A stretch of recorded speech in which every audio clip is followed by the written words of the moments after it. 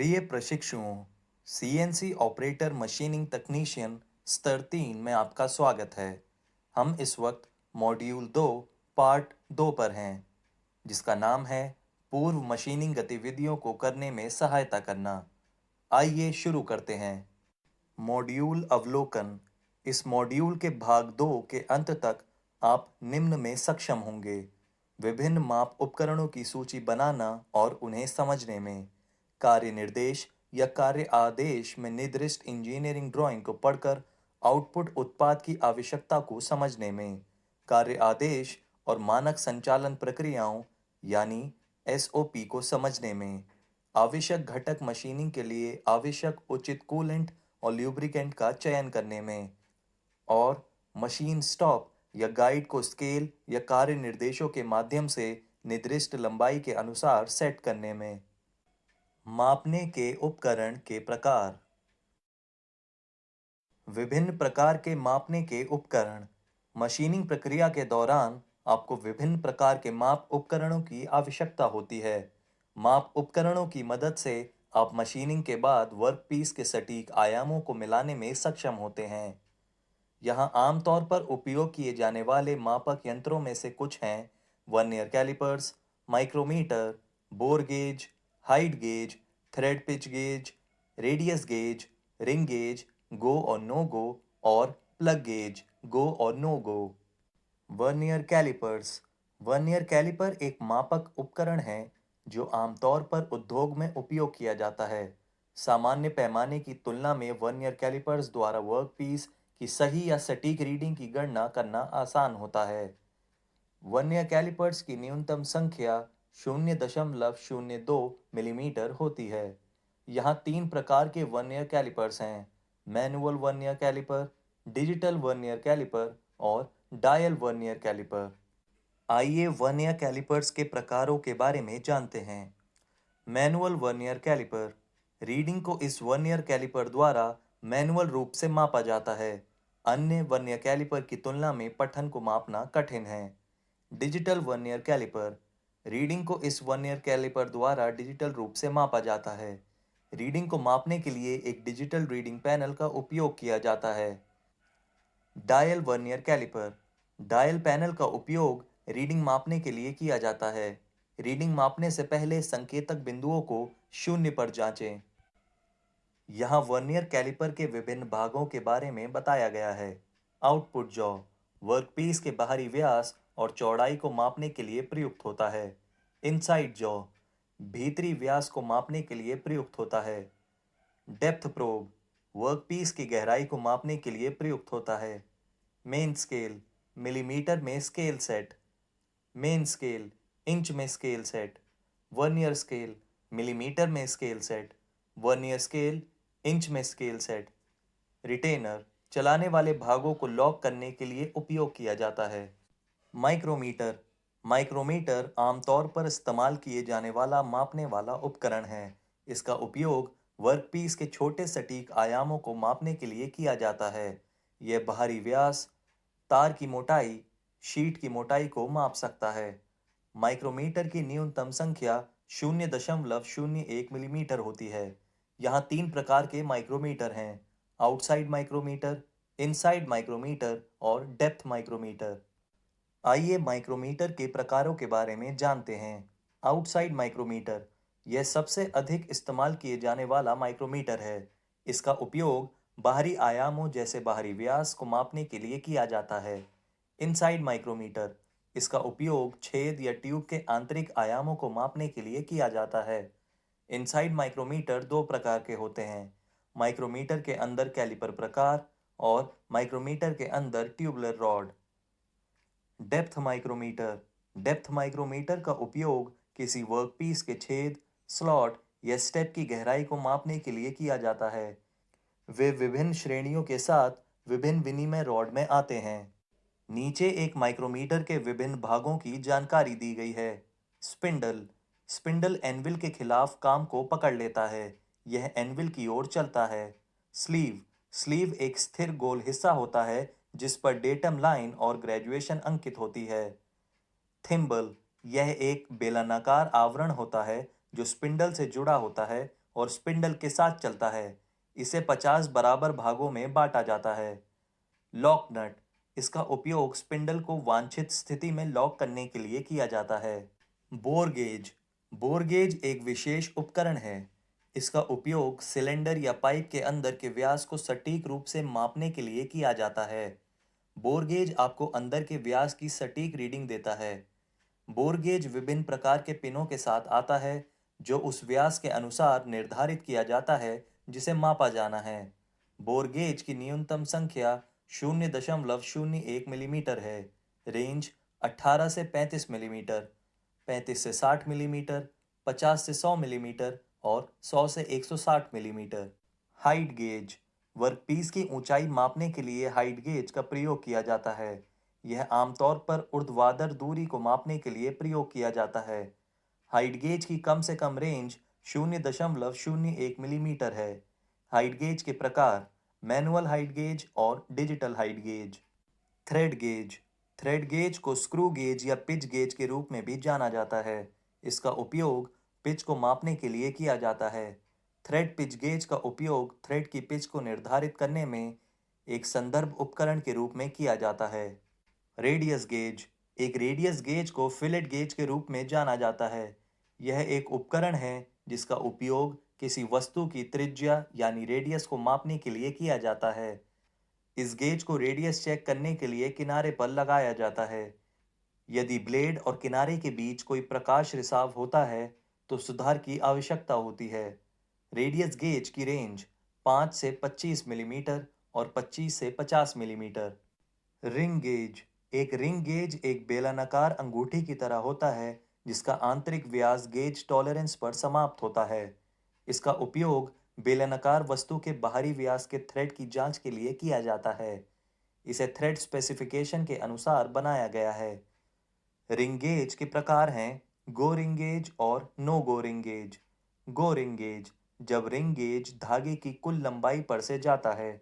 No गो ring gauge, जब ring gauge धागे की कुल लंबाई पर से नहीं जाता है। Plug thread gauge, plug thread gauge आमतौर पर इस्तेमाल किए जाने वाला थ्रेड गेज है। इसका उपयोग थ्रेड विनिर्देशों के अनुसार किया जाता है। प्लग थ्रेड गेज का उपयोग आंतरिक छेद या व्यास के धागे को मापने के लिए किया जाता है। प्लग थ्रेड गेज के प्रकार हैं गो प्लग गेज और no go plug gauge. Go plug gauge, जो प्लग गेज में थ्रेड आयाम की न्यूनतम टॉलरेंस होती है। No go plug gauge, no go plug gauge में थ्रेड आयाम की अधिकतम टॉलरेंस होती है।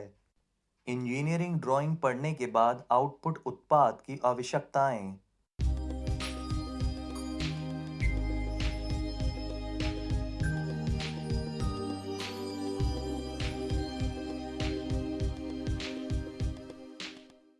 हेलो दोस्तों, आज हम देखने वाले हैं वर्क ऑर्डर क्या होता है। वर्क ऑर्डर के बारे में जानेंगे और ये कैसे डेवलप होता है। तो हम सबसे पहले स्टार्ट करते हैं कि वर्क ऑर्डर क्या है। वर्क ऑर्डर में जैसे कोई कस्टमर है तो वो अपनी या तो कोई रिक्वायरमेंट आपसे डिटेल शेयर करेगा कि हमें इस चीज़ का कोई पार्ट बनाना है, अपना आइडिया आपसे शेयर करेगा।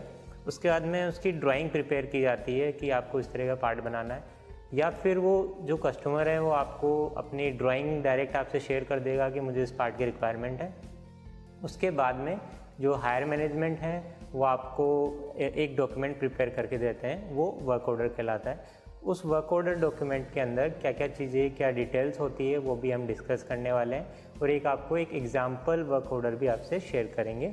तो अभी हम देखते हैं, एक हमारे पास एक एग्जाम्पल वर्क ऑर्डर है, उसके अंदर क्या डिटेल्स हैं। तो सबसे पहले हम देखते हैं, ये हमारा जो सामने ये है, ये हमारा वर्क ऑर्डर है। इसके अंदर सबसे पहले मेंशन किया हुआ है कि आपका जो वर्क ऑर्डर नंबर है वो क्या है। जैसे कि आपके अगर किसी कंपनी में कोई काम हो रहा है तो नंबर ऑफ आपके प्रोडक्शन चल रहे होंगे, अलग अलग पार्ट बन रहे होंगे। तो जैसे कोई एक ऑर्डर आता है तो एक सीक्वेंस नंबर दे दिया जाता है उसको, तो वो सीक्वेंस नंबर यहाँ पे आपका जनरेट होता है वर्क ऑर्डर के अंदर। तो यहाँ आपका वर्क ऑर्डर नंबर होता है सबसे पहले। फिर उसके साथ में जो आपकी डिटेल होती है, ड्राइंग नंबर जो वर्क ऑर्डर के साथ में ऐड होती है, उसका ड्राइंग नंबर क्या है वो यहाँ पे मेंशन होता है। और उसके साथ में आपका जो दूसरा है उसका पार्ट जो जिसकी ड्राइंग है उसका क्या नाम है, उसकी डिटेल यहाँ होती है। जो नंबर्स ऑफ ड्राइंग्स होती है, जैसे कोई पार्ट हमारे प्रोडक्शन करना है तो उसके नंबर ऑफ ड्राइंग्स होती है, मल्टीपल ड्राइंग्स होती है, तो उनके सीक्वेंस नंबर भी यहाँ पे हमें गिवन होते हैं। उसके बाद में हमें कितनी क्वांटिटी में ये बनाना है, कब तक बनाना है, मतलब स्टार्ट कब से करना है और हमें इसका ड्यू डेट क्या है, मतलब कब फिनिश करना है, वो सारी डिटेल्स हमें इसमें मेंशन होती है। तो यहाँ पे और इससे रिलेटेड इन्फॉर्मेशन ये होती है कब इसका आपका रन टाइम क्या होगा, यहाँ पे आपका रन टाइम दिया होता है किस डेट से आपका स्टार्ट होने वाला है, और डेट ऑफ लोडिंग जहाँ से आपका ये लोडिंग स्टार्ट हो जाएगा मटेरियल का। और उसके बाद में जो हमारे वर्क ऑर्डर की जो डिटेल्स हैं वो कंप्लीट होने के बाद में उसके कंटिन्यू हमारा होता है वर्क प्रोसेस। जैसे वर्क प्रोसेस में क्या होता है हमारा, जैसे आपका कोई एक पार्ट आ गया है, एक ड्राइंग है आपके पास, वो प्रिपेयर्ड है, तो उसका प्रोसेस प्लानिंग होता है कि ये पार्ट प्रिपेयर होगा हमारी कंपनी में, तो सबसे पहले किस मॉड्यूल में जाएगा। अलग अलग मॉड्यूल्स होते हैं, जैसे कटिंग मॉड्यूल अलग होता है, रॉ मटेरियल कटिंग करता है, फिर उसके बाद में दूसरे कोई डिपार्टमेंट में जाता है, जैसे टर्निंग डिपार्टमेंट या मिलिंग डिपार्टमेंट, तो वो प्रोसेस ऑर्डर इसके अकॉर्डिंग चलता है, तो वो प्लानिंग होती है उससे पहले। तो हमारा पहले कटिंग सेक्शन में जाएगा, फिर वो टर्निंग डिपार्टमेंट में जाएगा, फिर वो मिलिंग डिपार्टमेंट में जाएगा, तो ये प्रोसेस प्लानिंग उसमें एडेड होती है। नीचे जैसे क्या क्या ऑपरेशन उसमें होने वाले हैं उसके अकॉर्डिंग, पार्ट के अकॉर्डिंग। तो यहाँ पे हमें इस वर्क ऑर्डर के अकॉर्डिंग यहाँ पे दिखा रखा है कि यहाँ पे सोइंग के लिए आपका पहले पार्ट जाएगा, जब आपका पार्ट रेडी हो जाए उसके बाद वो जाएगा टर्निंग के लिए, फिर वापस उसमें एक दूसरा टर्निंग ऑपरेशन यहाँ पे मेंशन किया हुआ है वहाँ के लिए जाएगा, फिर उसमें मार्किंग होगी, फिर ड्रिलिंग होगी, फिर उसमें फिटिंग होगा, फिटिंग का कोई वर्क होगा, फिर उसमें ब्लैकनिंग होगी। ब्लैकनिंग हमारा फाइनल पार्ट हो गया, जहाँ पे हमारा पार्ट पूरा फिनिश होके उसमें ब्लैकनिंग कोटिंग कर दी, वो अभी हमारा पार्ट कंप्लीट है। तो ये हमारे इस तरीके से इसमें प्रोसेस फ्लो होता है।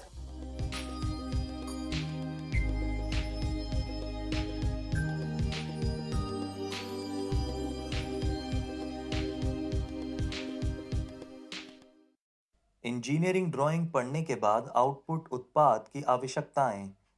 इंजीनियरिंग ड्राइंग पढ़ने के बाद कुछ आउटपुट उत्पाद से संबंधित आवश्यकताओं की जानकारी नीचे दी गई है। यह कुछ बिंदु हैं जिन पर प्रत्येक सीएनसी ऑपरेटर को काम करना चाहिए। आवश्यकताएं हैं: सामग्री को समझना, टूल्स का चयन, मशीन अनुकूलन और मापने के उपकरण का चयन। सामग्री को समझना। ऑपरेटरों के लिए सामग्री को जानना और उससे परिचित होना महत्वपूर्ण है। दो प्रकार के भौतिक गुण। भौतिक संपत्ति। धातुओं के भौतिक गुणों में चमक, रंग, आकार और रूप, घनत्व, विद्युत और तापीय चालकता और गलनांक शामिल हैं। यांत्रिक गुण। यांत्रिक गुणों में ताकत, कठोरता, लोच, प्लास्टिसिटी, लचीलापन और भंगुरता शामिल है। टूल्स का चयन। एक ऑपरेटर के लिए मशीनिंग प्रक्रिया में उपयोग किए जा रहे उपकरणों के बारे में जानना महत्वपूर्ण है। एक ऑपरेटर होने के नाते आपको टूल से परिचित होना चाहिए। किसी वर्कपीस की मशीनिंग के लिए सही उपकरण चयन बहुत महत्वपूर्ण है। यहाँ मशीनिंग प्रक्रियाओं में उपयोग किए जाने वाले विभिन्न उपकरण दिए गए हैं: टर्निंग टूल्स, मिलिंग टूल्स और ड्रिलिंग टूल्स। मशीन अनुकूलन। मशीन अनुकूलन एक ऐसी प्रक्रिया है जिसके माध्यम से आप न्यूनतम लागत और समय पर अधिकतम उत्पादन या उत्पादन प्राप्त कर सकते हैं, जिससे आवश्यक गुणवत्ता मानक प्राप्त हो सकते हैं। अच्छा मुनाफा कमाने और मुनाफे के दुश्मनों को खत्म करने के लिए मशीन ऑटोमाइजेशन का ध्यान रखना बहुत जरूरी है। अवधि समय वह समय है जो उत्पादन को पूरा करने में लगने वाले अच्छे काम के टुकड़ों की संख्या से विभाजित होता है। मशीन अनुकूलन में याद रखने योग्य बातें: किसी विशेष ऑपरेशन और विशेष सामग्री के लिए हमेशा उचित ग्रेड कूलेंट का उपयोग करें। हमेशा निर्माता द्वारा अनुशंसित कट अनुपात की फीड, गति और गहराई का उपयोग करें। संचालन के लिए कार्बाइड बिट टूल्स जैसे उपकरणों के उचित ग्रेड का उपयोग करें। यह भारी कटौती और फीड ले सकता है। किसी भी घटक के निर्माण के लिए सही संचालन क्रम चुनें ताकि एक ही सेटिंग और लोडिंग में काम किया जा सके। टूल्स को कभी भी ओवरहैंग नहीं करना चाहिए, क्योंकि हैंगिंग टूल से टूल्स टूट सकते हैं या दुर्घटना भी हो सकती है। मशीन अनुकूलन के लिए कारक। वर्कपीस का टुकड़ा स्थिर और टेल स्टॉक द्वारा उस पर पकड़ होनी चाहिए। कार्य को हमेशा मशीन की क्षमता के दायरे में लोड करें। एक पारंपरिक मशीन पर रफिंग ऑपरेशन करें और फिर इसे सीएनसी मशीन पर खत्म करें। किसी भी कार्य के लिए हमेशा उचित आकार के कच्चे माल का उपयोग करें। किसी भी काम के लिए जिसका अंतिम आकार 20 मिलीमीटर है, तो 22 मिलीमीटर व्यास का कच्चा माल लें। प्री फाइनल और फाइनल कट्स की समाप्ति महत्वपूर्ण है। कम फीड और कट की गहराई से समय बर्बाद न करें। मापने के उपकरणों का चयन। सीएनसी ऑपरेटर के लिए मापने के उपकरण का चयन बहुत महत्वपूर्ण है। वर्कपीस के अनुसार सही माप उपकरणों का चयन करें। यहाँ 3 प्रकार के मापन उपकरण दिए गए हैं: वेरिएबल टूल्स, फिक्स्ड टूल्स और काउंटर टूल्स। वेरिएबल टूल्स में आते हैं vernier calipers, inside micrometer, outside micrometer, height gauge और डायल गेज। फिक्स्ड टूल्स में आते हैं go, no go gauge, snap gauge, slip gauge और थ्रेड गेज। और काउंटर टूल्स में आते हैं विशेष टूल्स और गैर मानक टूल्स।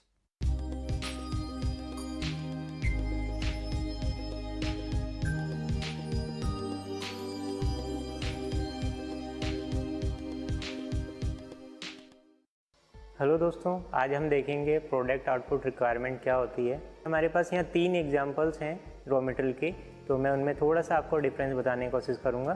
तो जैसे कि हमारे पास जो है यहाँ पे एक है एल्यूमिनियम का आपका रॉ मटेरियल है। इसका कलर और थोड़ा वेट जो है वो थोड़ा लाइट होता है और ये थोड़ा सॉफ्ट मटेरियल होता है, तो आप इससे आइडेंटिफाई कर सकते हैं ये एल्यूमिनियम मटेरियल है। हमारे पास जो दूसरा मटेरियल है वो है ब्रास। ब्रास थोड़ा हार्ड होता है कंपेरिजन टू द एल्यूमिनियम।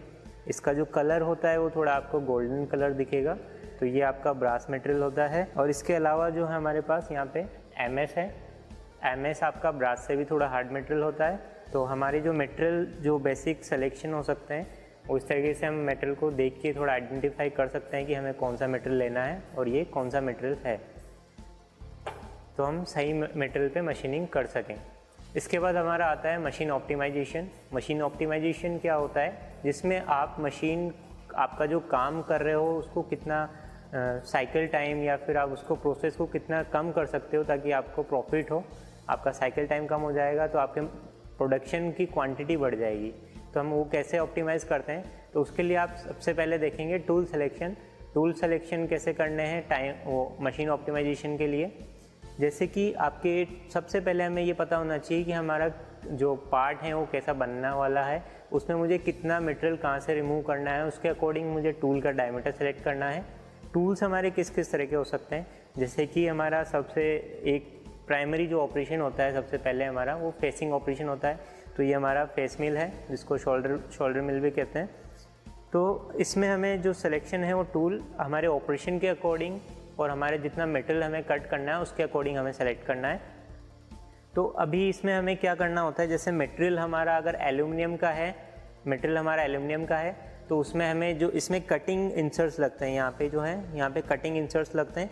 तो हमें ये इंसर्ट्स किस जो मटेरियल है उसके अकॉर्डिंग हमें यहाँ इंसर्ट माउंट करने होते हैं इसमें, ताकि हमारा जो कटिंग प्रोसेस है वो थोड़ा फास्ट हो सके।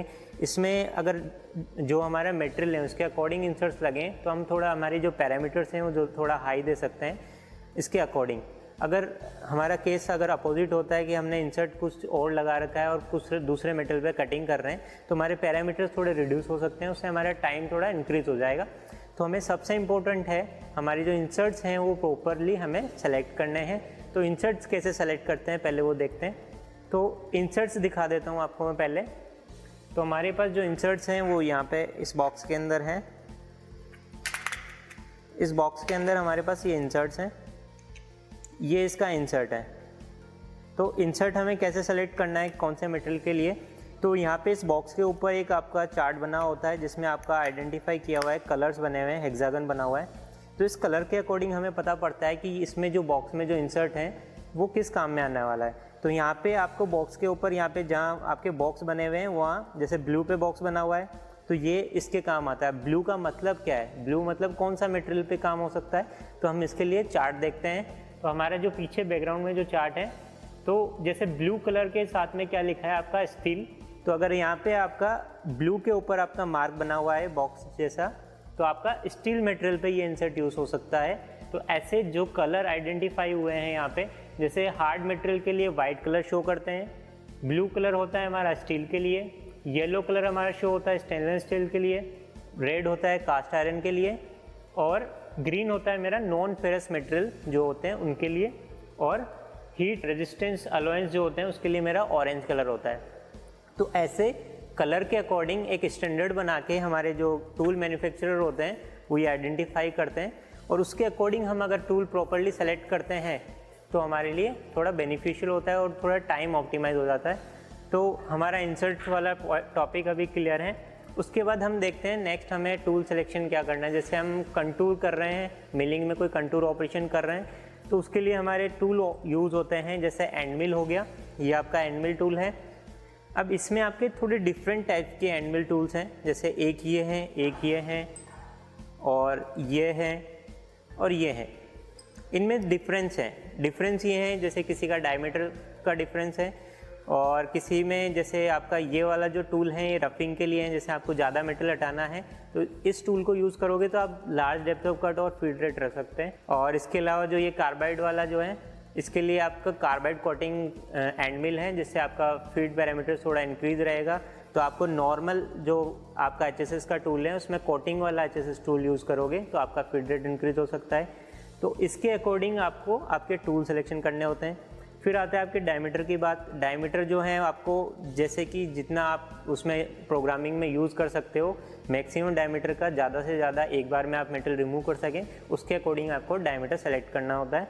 तो हमारे एंड मिल का सिलेक्शन हो गया। इसके बाद में हम इन जो टूल्स हैं, इन टूल्स को हम होल्डर में माउंट करते हैं। इन टूल को होल्डर में माउंट करते हैं। कौन से होल्डर? जैसे ये हमारे टूल होल्डर हैं, ये एक टाइप का ये टूल होल्डर हो गया, एक हमारा ये टूल होल्डर हो गया। तो ये अलग अलग टूल होल्डर्स हैं। तो इनमें ऑप्टिमाइजेशन का काम ये है, जैसे कि एक टूल आपका यहाँ माउंट किया हुआ है, ठीक है, एक टूल यहाँ माउंट किया हुआ है। अब इसमें टूल ऑप्टिमाइजेशन कैसे हो सकता है? जैसे ये जो टूल होल्डर है, ये आपको एक एग्जांपल दिखाते हैं।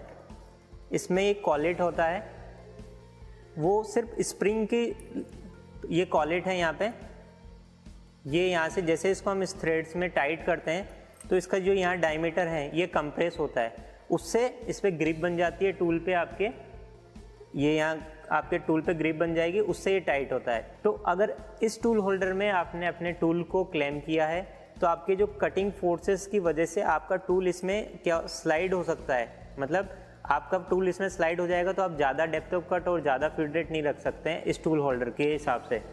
तो हमें क्या करना है, जहाँ हम रफिंग कटिंग कर रहे हैं या ज़्यादा लार्ज डेप्थ ऑफ कट ले रहे हैं, उसके हिसाब से भी हमें टूल होल्डर सिलेक्शन भी उसके अकॉर्डिंग करना होता है। तो इस केस में अगर हमें लार्ज डेप्थ ऑफ कट लेना है और रफिंग कर रहे हैं, उस केस में कैसा टूल होल्डर सेलेक्ट करना है, वो हमारा ये है। ये हमारा weld and shank tool holder है। इसमें साइड से हमारा वो क्लैंप होता है। जैसे कि हमारा ये टूल है, इसमें यहाँ पे ये फ्लैट पोर्शन जो है, ये फ्लैट पोर्शन आपको जो दिख रहा है, इस फ्लैट पोर्शन पे आपका ये एलंकी से टाइट हो जाता है, जिससे कि ये आपका ये रोटेट नहीं हो, फ्रीली रोटेट ना हो, और आप लार्ज डेप्थ ऑफ कट में आप कट मशीनिंग कर सको। तो ये चीज़ भी आपके मैटर करती है मशीन ऑप्टिमाइजेशन में। आपके टूल कौन सा टूल होल्डर कौन सा होना चाहिए, टूल कौन सा होना चाहिए, तो ये आपके मटेरियल और टूल सिलेक्शन आपका ये हो चुका है। तो अब हम देखते हैं कि हमारे मशीनिंग के टाइम जो बेसिक हमें मेजरिंग इंस्ट्रूमेंट की रिक्वायरमेंट होती है, तो वो कैसे हमें सिलेक्शन करना है, कौन सा रखना चाहिए। तो ड्राइंग के अकॉर्डिंग हमें जो डायमेंशन उसमें, जैसे कुछ डायमेंशन जैसे आपको दिख रही है, ड्राइंग पार्ट की साइज़ आपकी है 0 to 50, आपके 50 by 50 का वर्क पीस है या इतनी साइज़ है, उसके अकॉर्डिंग आपको मेजरिंग इंस्ट्रूमेंट लेने हैं, और साथ में उसकी टॉलरेंस के अकॉर्डिंग। अगर आपकी टॉलरेंस अगर 10 माइक्रोन के अंदर है तो आपको 10 माइक्रोन लिस्ट वाला मेजरिंग इंस्ट्रूमेंट लेना है, ताकि आप उसको मेजर कर सको। तो हमारे यहाँ पे आपके पास 2-3 बेसिक सैम्पल मेजरिंग इंस्ट्रूमेंट रखे हैं जो आपको दिखाता हूँ। ये है माइक्रोमीटर, इसकी रेंज है 50 to 100। आपका 50 से स्टार्ट होता है, ये 0 से स्टार्ट नहीं होता। तो आपको अगर वर्कपीस की साइज़ मेंटेन चेक करनी है 50 to 100, उसके लिए आपका ये माइक्रोमीटर यूज़ होगा। अगर आपको चेक करना है वर्कपीस में जैसे 0 से 50 तक की रेंज के लिए, तो आपका ये यूज़फुल नहीं है। उसके लिए आपको कौन सा यूज़ करना पड़ेगा, जो 0 से 50 है। तो उसके लिए आपका जो दूसरा मेजरिंग इंस्ट्रूमेंट है माइक्रोमीटर है ये, बस इसकी रेंज अलग है। तो कहने का मतलब ये था कि आपको आपकी ड्राइंग के अकॉर्डिंग जो रेंज रिक्वायरमेंट है उस रेंज का मेजरिंग इंस्ट्रूमेंट आपको यूज़ करना है। ये माइक्रोमीटर जो है आपका सिलेंड्रिकल जो आपका प्रोफाइल होती है उसको मेज़र करने के काम में आता है। दूसरा आपका इम्पोर्टेंट मेजरिंग इंस्ट्रूमेंट जो है वो आपका है वर्नियर कैलिपर। ठीक है, ये आपका वर्नियर कैलिपर है, ये डिजिटल वर्नियर कैलिपर है। तो हमारा इजी टू रीड होता है। जैसे आपका जितना आपका वैल्यू है, जैसे हमारा ये वर्कपीस है, इसको मेज़र करना है तो हम इसको जैसे यहाँ पे इसके जॉज में क्लैम करेंगे तो ये यहाँ पे रीडिंग देगा। तो ये हमारा जो इसका लिस्ट काउंट है वो 10 माइक्रोन है। तो हमें लिस्ट काउंट के अकॉर्डिंग और इसकी यूजेस के अकॉर्डिंग हमें मेजरिंग इंस्ट्रूमेंट सेलेक्ट करने हैं।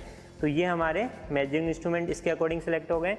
तो अभी हमारा जो मशीन टाइम ऑप्टिमाइजेशन था वो हमें इन सभी पैरामीटर्स और इन सभी बातों को ध्यान रखते हुए हमें उसको प्लानिंग करना होता है और टूल सिलेक्शन करना होता है।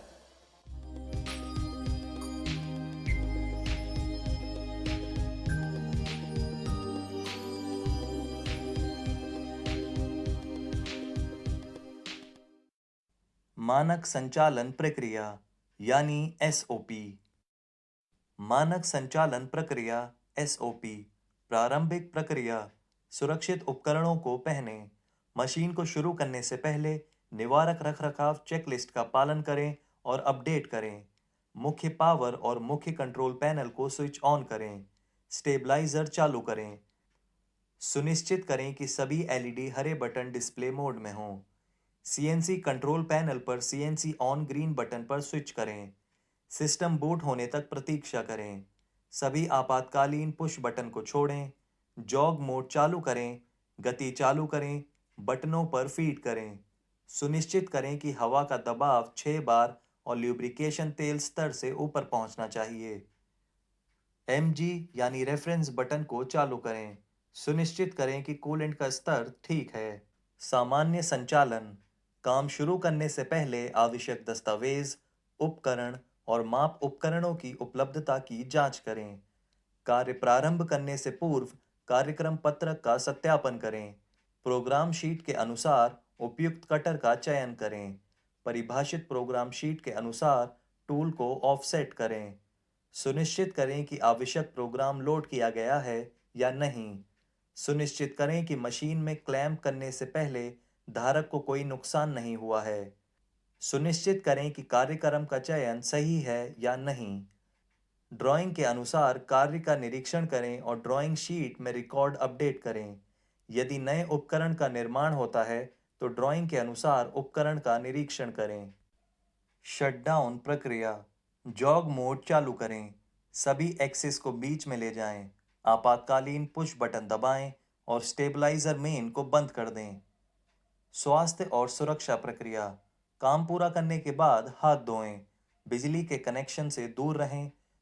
घूमने वाले कटर में हाथ न रखें और मशीन चालू हालत में होने पर दरवाज़ा न खोलें। मशीनिंग घटकों के लिए उचित कूलेंट और ल्यूब्रिकेंट। मशीनिंग घटकों के लिए उचित कूलेंट और ल्यूब्रिकेंट।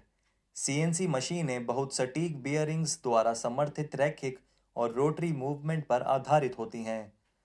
खराद के संचालन से बहुत सारी गड़गड़ाहट, अपशिष्ट सामग्री, कूलेंट और संचालन में उपयोग की जाने वाली सामग्री का उत्पादन होता है। ऑपरेशन के दौरान ये सभी अवांछित सामग्री स्लाइड में टकरा सकती हैं, इसलिए दैनिक रखरखाव के एक भाग के रूप में नियमित सफाई और बाहरी तेल लगाना अनिवार्य हो जाता है। प्रयोग करने के बाद मशीन पर लगे सभी चिप्स वाटर, कूलेंट और ल्यूब्रिकेंट को हटा देना चाहिए। स्लाइड्स पर चिकनाई वाले तेल की एक पतली परत फैलाई जानी चाहिए। मशीन को चालू करने से पहले ऑटो ऑयल फीड सिस्टम के माध्यम से एक ताज़ा तेल पंप किया जाना चाहिए। अगर आपको मशीन से किसी तरीके का शोर सुनाई दे तो तुरंत मेंटेनेंस इंजीनियर को बुलाना चाहिए।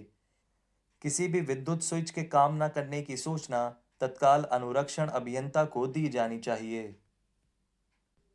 कूलेंट एक तरल है जिसका उपयोग धातु के संचालन में वर्कपीस और उपकरण के बीच घर्षण को कम करने के लिए किया जाता है। इसका उपयोग घर्षण से उत्पन्न गर्मी को दूर करने के लिए भी किया जाता है। कूलेंट निम्नलिखित धातु संचालन कार्यों में शामिल होता है: cutting, milling, turning, boring, drilling, broaching, threading. Abrading यानी घर्षण द्वारा सतह को रगड़ना, जिसमें आता है पिसाई, चमकाने और लैपिंग। धातु बनाना यानी दबाव से वर्कपीस के टुकड़ों का आकार बदलना, जिसमें आता है rolling, forging, extraction, drawing, deep drawing और स्टैम्प। कूलेंट का उपयोग करने के लाभ: अच्छी सतह प्राप्त होना, टूल का ज़्यादा चलना, कम ऊर्जा की खपत और कटिंग टूल को साफ करना। मशीनिंग प्रक्रियाओं में प्रयुक्त होने वाले कूलेंट के प्रकार हैं स्ट्रेट कूलेंट ऑयल और synthetic coolant oil. Straight coolant oil, ये तरल पदार्थ सीधे ऑयल आधारित होते हैं। स्ट्रेट कूलेंट ऑयल में पानी नहीं होता है। इसके लाभ हैं उत्कृष्ट ल्यूब्रिकेशन और अच्छा जंग से बचाव। हानि है उच्च चिपचिपाहट और महंगा। उपयोग: कम गति के एप्लीकेशन के लिए और स्टेनलेस स्टील भागों के लिए। सिंथेटिक कूलेंट ऑयल, सिंथेटिक धातु के तरल पदार्थ पानी आधारित होते हैं। सिंथेटिक कूलेंट को सांद्र के रूप में आपूर्ति की जाती है, जिसे उपयोग से पहले पानी में मिलाया जाता है। इसके लाभ हैं अच्छी कूलेंट क्षमता, अच्छा ल्यूब्रिकेशन गुण, कठोर जल में भी अच्छी स्थिरता और आसान हैंडलिंग। हानियां हैं कुछ विषाक्तता और उच्च लागत। उपयोग: हैवी ड्यूटी ग्राइंडिंग और उच्च गति कटिंग।